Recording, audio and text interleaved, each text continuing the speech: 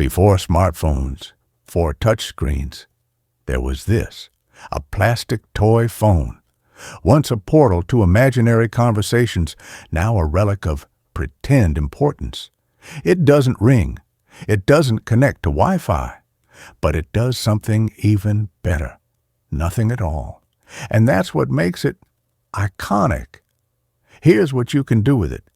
Answer imaginary calls from people you actually like.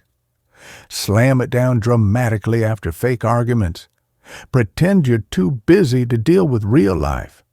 Use it as a prop in your low-budget office sitcom. Or hand it to a baby and say, "Here, talk to corporate." Functionality? Limited. Aesthetic? Retro toddler chic. Battery life? Infinite. Number of apps? 0.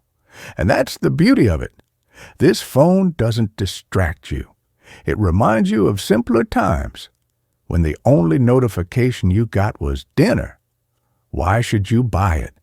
Because sometimes nostalgia is louder than a ringtone.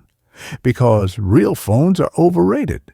Because this one never breaks, never dies, and never judges your screen time. The link's in the description. Answer the call of absurdity. Operators are not standing by.